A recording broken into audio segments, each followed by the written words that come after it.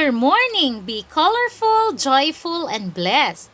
This is Mrs. Rosan V. Parane from Payapa National High School, and I am here to guide you as you answer your Homeroom Guidance Program, Module 1.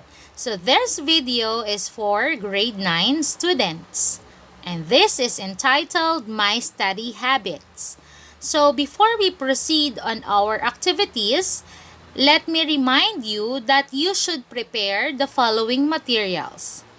First, you should have clean sheets of paper or bond papers, study skills assessment worksheet, or ito pong manual na ibinigay sa inyo, kasama po ito ng mga modules nung in-distribute po per barangay. Nandun po yan sa loob ng inyong mga envelope. Next, you should prepare coloring materials if available.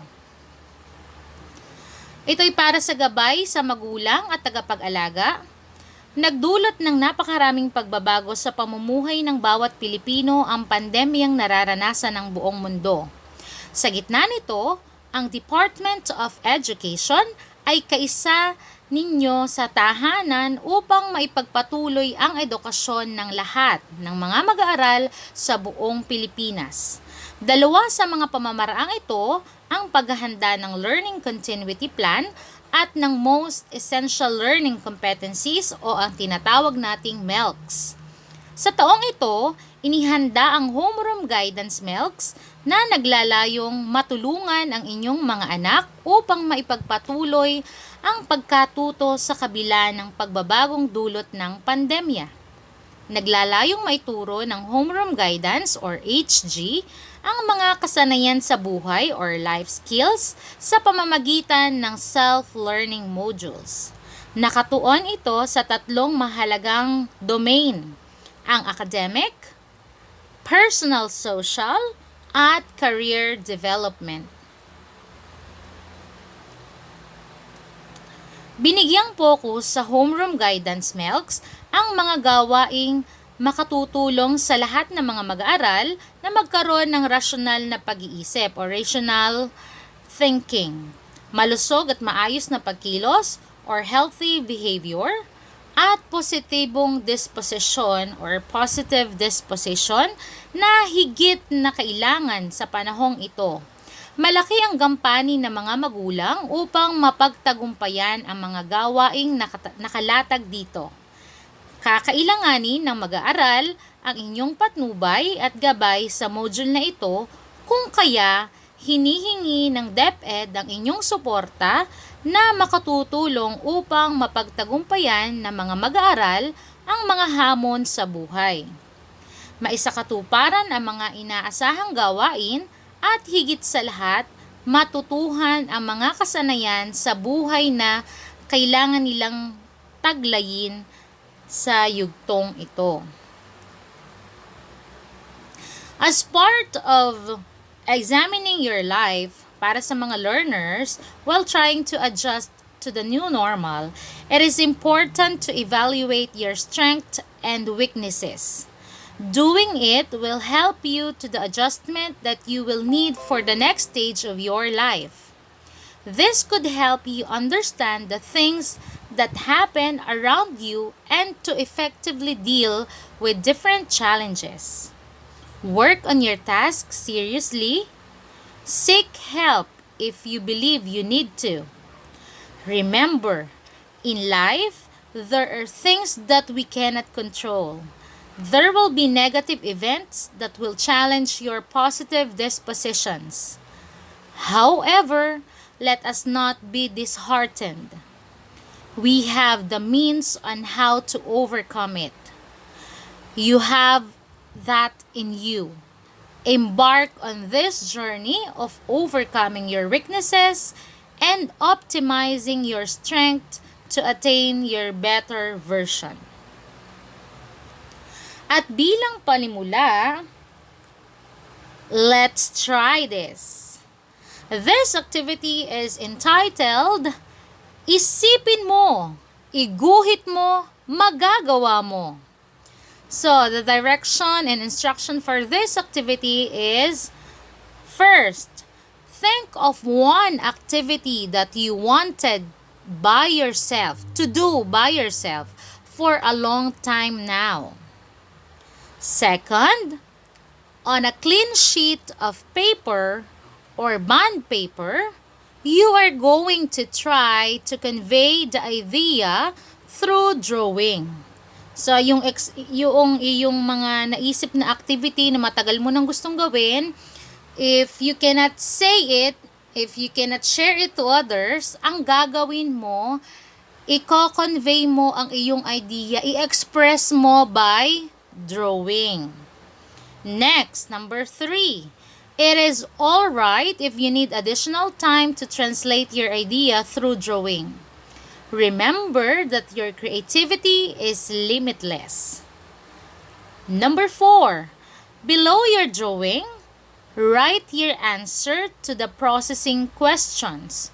Okay, so these processing questions is to be answered after maidrawing mo o maiguhit mo ang iyong mga activity na gustong gawin. So after this, we only have 2 questions to be answered. Number 1 question, what activity did you draw and why?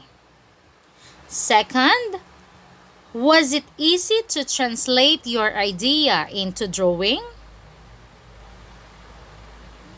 Okay, so for this activity, I'll give you time to do it by yourself. You may start.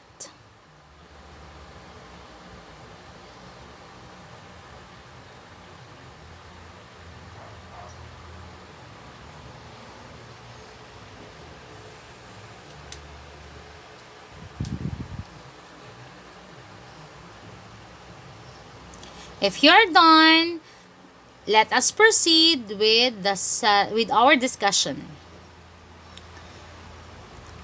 Okay, so for our second activity, let's explore this. So the activity is entitled Rank Your Senses.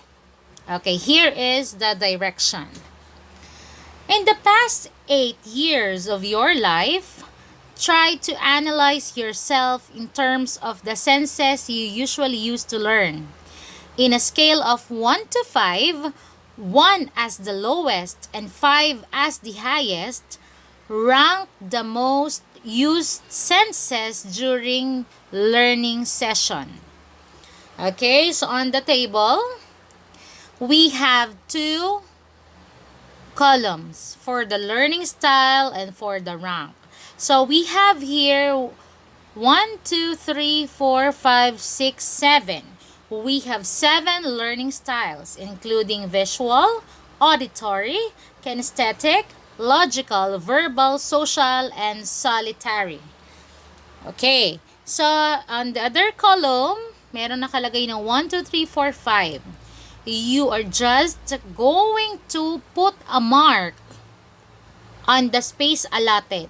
So, ang sinabi nga kanina, 1 as the lowest and 5 as the highest. So, you may start ranking the most used senses during learning session. Let's start.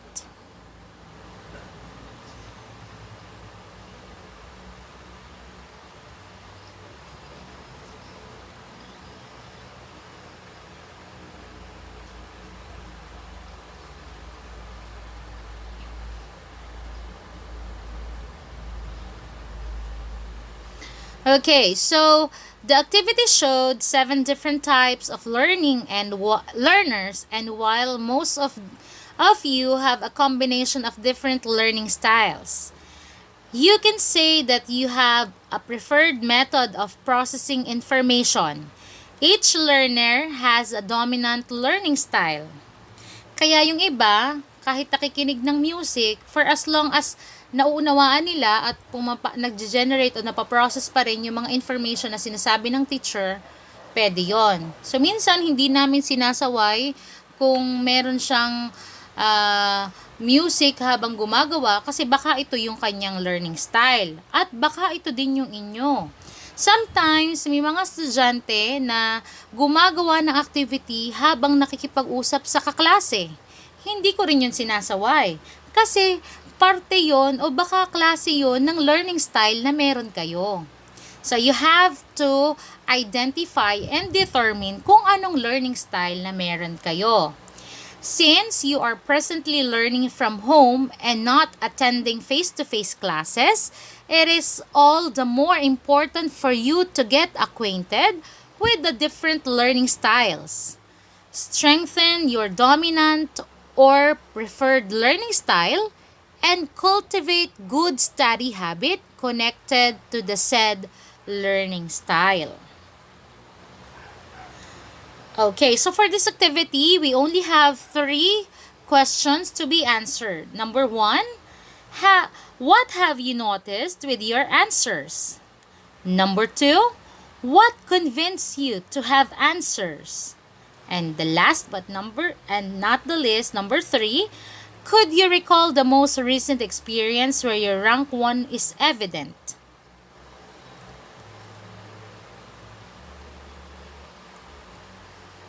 Okay, so there are many types of learning styles. It would help you if you can identify yours so you can be mindful how you learn best. The first one is the visual.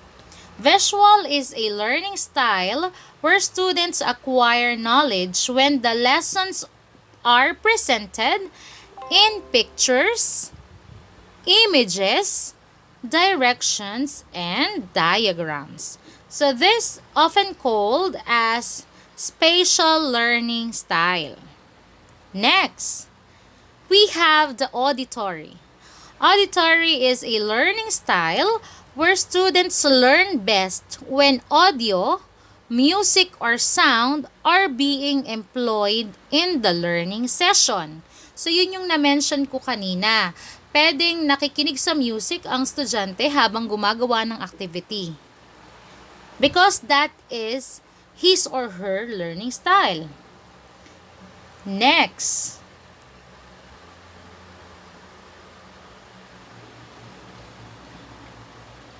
Kinesthetic. It is a learning style where students are keen on utilizing their sense of touch and hands to learn well. Kinesthetic learners learn most when they move.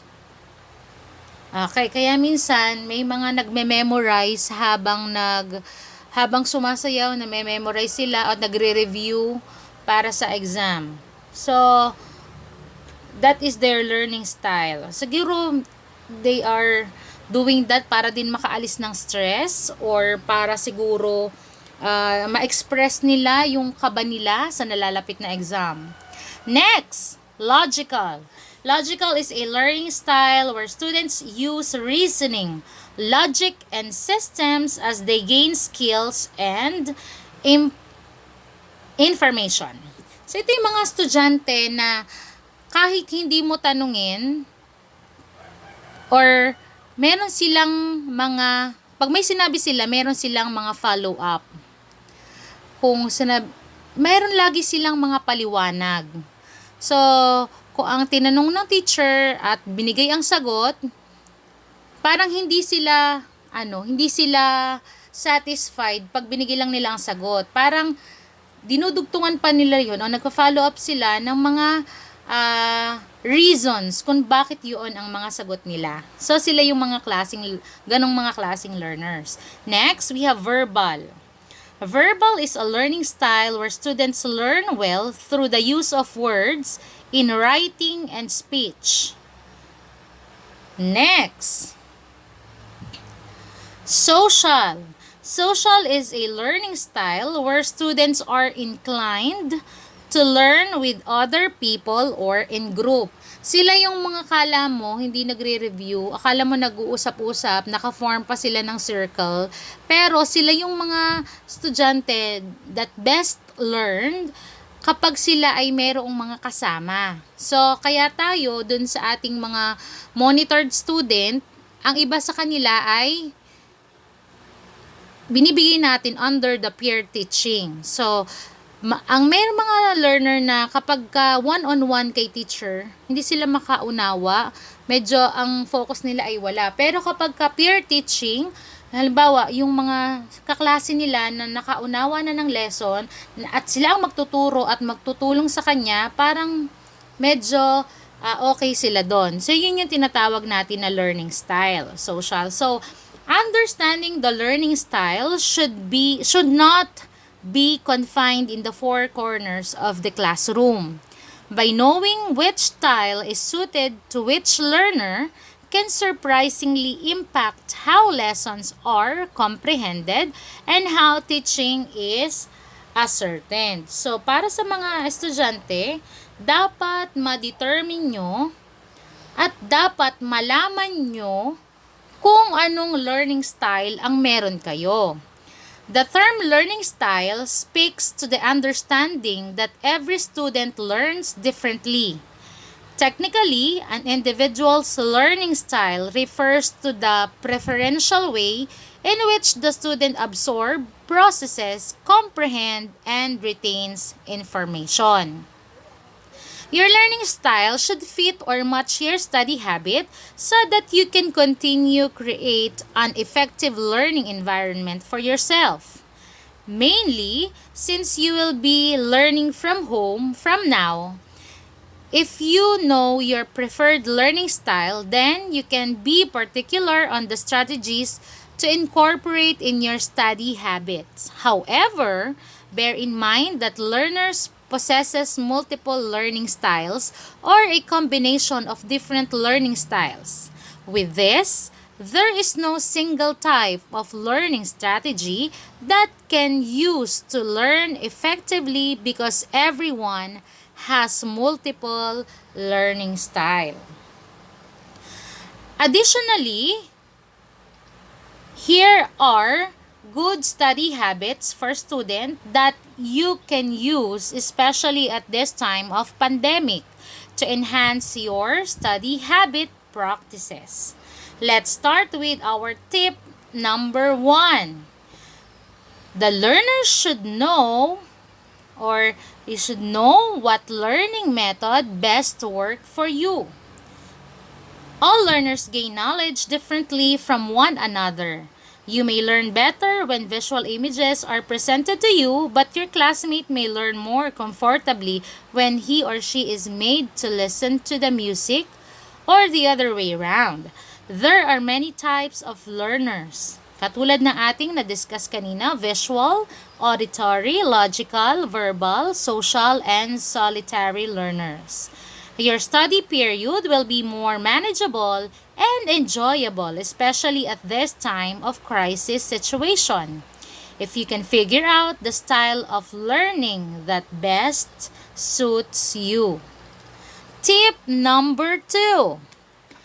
Be reasonable with your study goals. As a learner who still has countless of things to learn, do not be too hard on yourself. And remember to set practical, realistic goals for yourself. While there is nothing wrong to be determined, understand that all dreams take time to achieve. For instance, social learning have to understand that they cannot continue to learn vigorously with other people for now because of the threat of a health crisis. If you already know your learning style, it will be easy for you to conduct a self-assessment about your current study habits and your current grades.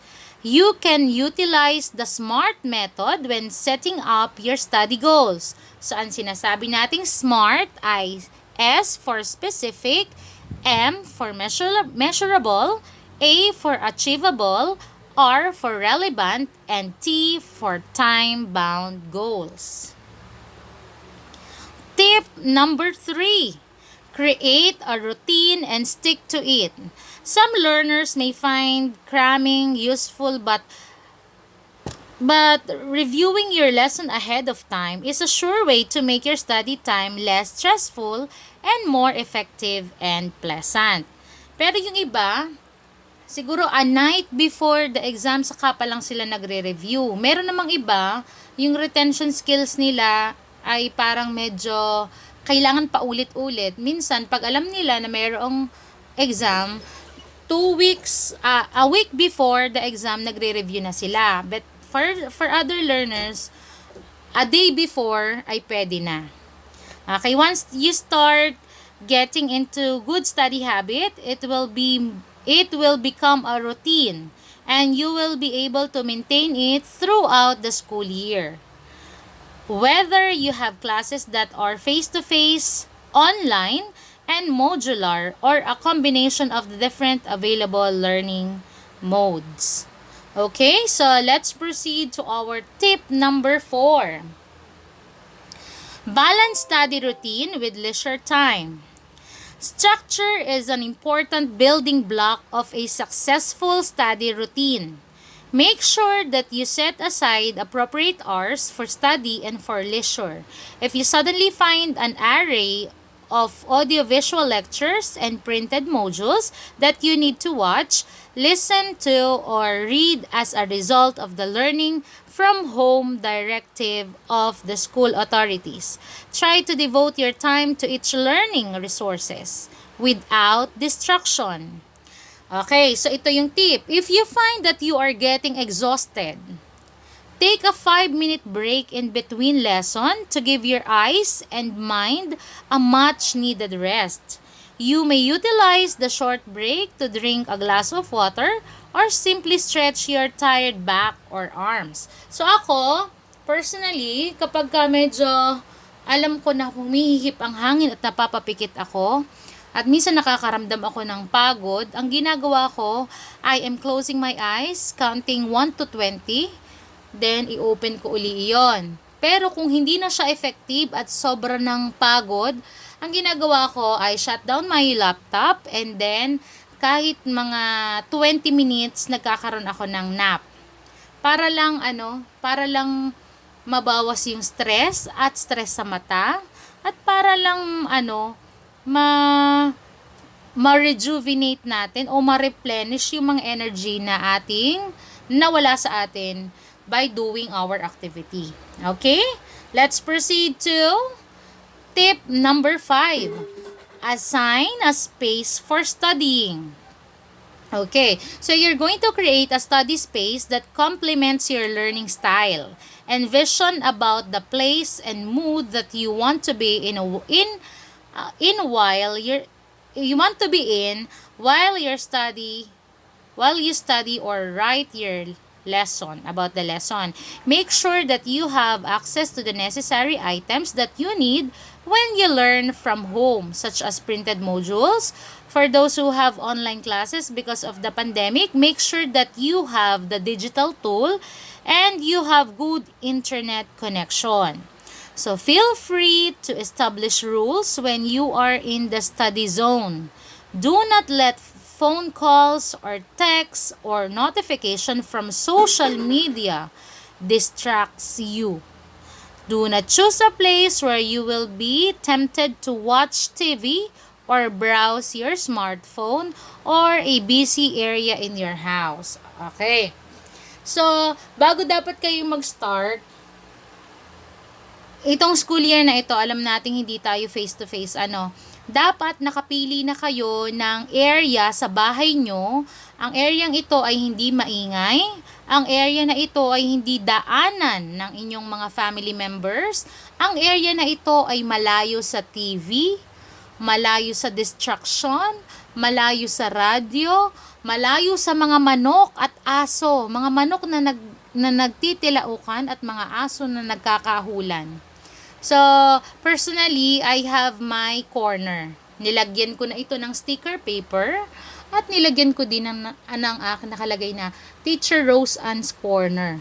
So, ibig sabihin, prior to classes, na bago tayo mag-start ng class, nag-establish na ako ng rule. Sabi ko sa anak ko, you're not allowed to be here during my classes. So, ibig sabihin, bawal kang mag-enter dito sa lugar na ito basta may klase si mommy. Bawal kang magstay dito at bawal kang magsulat dito habang ako ay may klase para hindi ako nadidistract.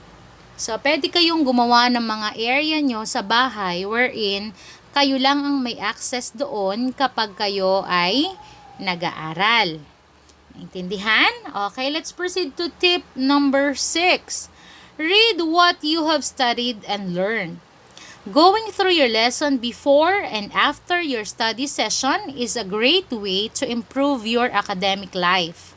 Giving yourself time to review your notes before you go to bed may help you to retain the knowledge in your brain. If you combine enough sleep and constant review of your lessons, you will have significant improvement of your brain function useful for your studies. So, hindi dahil natapos yung module na ito ay pagkatapos yan, i-insert niyo na dun sa inyong envelope. No. You have to read it all over again. So, i-check mo, may mali ba dito sa ginawa kong ito? At pag ni-read mo uli ito, for sure, meron uli kayong makikita na mga keynotes or mga points na hindi nyo nakita on the first time that you read it. So, ganun po ang pag-aaral. So, once you have your activities with you, basahin ang direction at the end of it, unawain bakit kaya ito ang naging activity na ibinigay. So, ano ba ang lesson na dapat na pinapahayag nitong activity ito? So, ganun yon. Hindi lang yung para makapagsagot lang. Okay, let's proceed to our tip number 7. Learn how to properly take notes. Note-taking is a skill that all learners must take seriously. In this age and time of technology wherein a learner can take a screenshot of a teacher's lecture or download files with ease, it is still important that you develop your note-taking skills if you want to remember important information better. Imagine being asked by your mother to buy groceries and you forgot to take notes about it. You will end up buying things that your mother does not need. Taking notes help you to remember vital information with efficiency, simplicity, and ease. Okay, so you have to take down notes. So, kung tayo naman ay walang photographic memory or hindi natin marirecall agad by just looking at it, tapos mamaya pag alis natin, ano nga uli yun? Okay, so ganon. So, it is important to take down notes. Okay, tip number 8, use gadgets appropriately during class hours. If you are using a gadget for note-taking in your offline or online class, then make sure you are still able to focus and pay attention to your lesson. You do not want to get used to surfing the web or using your smartphone while learning from home. If you are always on the internet, texting or checking your email during your break or free time, chances are you will probably be tempted to do the same when you are studying. So, mas malapit kayo sa temptation of using your phone and playing ML or other mobile games kapag hawak mo na ito. So, during those times na kailangan nyo magsagot ng module, if you are not having your Google Meet, Zoom, or Messenger room, pwede mo nang iset aside ang iyong smartphone. So, ang tendency kasi niyan, kung nasa tabi mo siya, pag nag-notif yon ang mga players ng ML na katim mo, attack na, then, iiwanan mo yung module mo at gagamitin mo ang cellphone mo para makapaglaro. So, that's a no-no. Okay, tip number 9. Join an online study group if possible. If you are a social learner, then you should consider asking help from your family members or friends and participate in study group. Crisis situations such as public health emergency are not reason to allow our social relationship to disintegrate, but health and safety protocols must be observed at all times. So kung hindi naman talaga possible na magsama-sama at yun naman talaga ang mass gathering naman talaga ay prohibited at hindi pinapayagan, studying with the help of your family members or group can help you remember class material better. So pwede din namang online. For sure, meron tayong mga GC para sa ating mga family members. You can ask questions to clarify difficult points and respond or react to questions. In this way, meaningful exchange of information is still possible even if there are no face-to-face classes for now. So, for this time, ang mga teachers ay available online at meron kayong schedule sa inyong sa inyong weekly home learning plan, meron kayong schedule kung kailan meron kayong online consultation sa bawat subject. Okay, so kung kayo may schedule, you have to grab the opportunity na kapag may schedule kayo at may Google Meet or Messenger Room si teacher o tumawag man sa Messenger via voice yung video call, grab the opportunity para kayo maka-join at para kayo ay makapagtanong. Okay? Tip number 10, get enough sleep and eat healthy food. Studying when you are sleepy is ineffective. If your body is telling you that you are tired, then have a nap or go to bed early. A good night's sleep will help you understand and remember information better. It is also much less stressful to study or complete your class requirements when you feel well rested and alert. Choosing the right food for your nutrition will make a difference in terms of brain function, so eat only what is healthy for your body. So, may sinasabi tayong kasabihan na you are what you eat. Or what you eat is what you are. So, kung ano yung mga food intake mo, so, yun din ang may mga manifestation na lalabas sa'yo. So, ibig sabihin, kung ang kinakain mo hindi healthy, baka it will cause parang deterioration of your memory. Kung lalo kung mahilig ka sa mga chichirya, so sa halip na kahit busog ka na at kumain ka na ng mga chichirya, hindi mo pa rin matandaan ang mine-memorize mo. So, mas mahalaga na ang kainin natin mga kalabasa. Yung mga meron tayong makukuhang health benefit from it. Mga okra, mga gulay, prutas. And it is a way din para lumakas din ang ating immune system. At para malayo tayo sa mga sakit. Okay, let's proceed to number 11. Tip number 11, create a schedule and a daily to-do list. Do not forget to do a regular self-assessment about your grades, study hours, and lesson notes so that you will know what studying technique work for you. Now that you are learning from home, engage the help of your parents or guardians and teachers to help you evaluate yourself. What is considered effective for one learner may not necessarily work for another. So do not be afraid to learn and relearn, as learning is a lifelong process. When your heart and mind are in the right place, you will find the challenging task create fulfilling result in the end. Okay. Let us proceed with the next activity. You can do it. Okay, so this activity is for 20 minutes only. You're going to read each statement and think about it. Copy the table on a clean sheet of paper or bond paper and place a check in the column that best describe your current level as it relates to the study statement. Number 3, check the following choices based on how it is manifested. Doon sa ating letter A, rarely. Ang ibig sabihin nun, done once or twice. So, medyo Hindi madalas. Sometimes, done 4 to 6 times. Ibig sabihin, medyo malimit or done, nakaka-4 or 6 times kayo. At pag sinabi naman rin often, done 7 times or always. Or you're doing it all the time.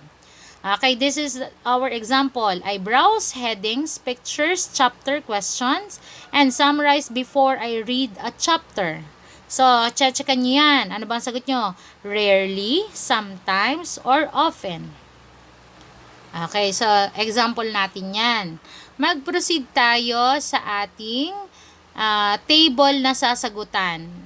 So, merong items na nakalagay dito. So, meron tayong mga columns na nakalagay dito. Kung ang checkan nyo ay rarely, sometimes, and often. So, meron tayong items, reading textbooks, taking notes, studying, memorization, test preparation, and time management. Okay, pwede nyo yung sagutan later after ng discussion natin na ito, after ng video na ito. Okay, so pag nasagutan nyo na yung ating table na pinasasagutan ko sa inyo, lalagyan natin ng pointing system. Ang rarely na chinek nyo, yung sa tapat nun, 0 ang equivalent nun. Ang sometimes ay 5 points. Ang often or palagi ay merong 10 points. So, doon sa item na sinabi ko kanina sa study skills, sabi doon yung reading textbooks, talking, studying, memorizing, preparing, managing.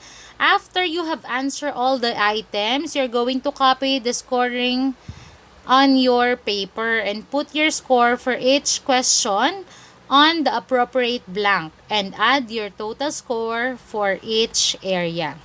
So, ano bang sagot mo dito? Kung rarely, the 0. Sa number 2, sometimes, di meron tayong 5. Tapos number 3, sometimes. So, 5 plus 5, 10. Sa 4 naman, 5 din. O, di 15. At sa 5 ay 0 or rarely.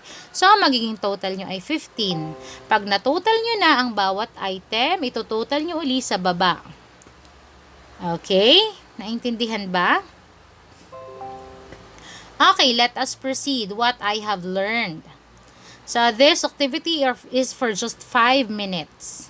On a clean sheet of paper or bond paper, you're going to answer the following question. Number 1, why is there a need to assess your study practices? Number 2, how can you maintain or improve your study routine? Okay, so since meron tayong mga learning style or different learning style, so, ibig sabihin yan, hindi pwedeng pare-pares ang sagot nyo. Dahil meron tayong magkakaibang learning style. Okay, next. Share your thoughts and feelings. So, ito naman, pang 3 minutes lang. Saglit lang to. Answer the given question on a clean sheet of paper or bond paper. So, here is the question. What are the things that you learned about yourself after answering the study skills questionnaire? What are the things that you learned about yourself after answering the study skills questionnaire?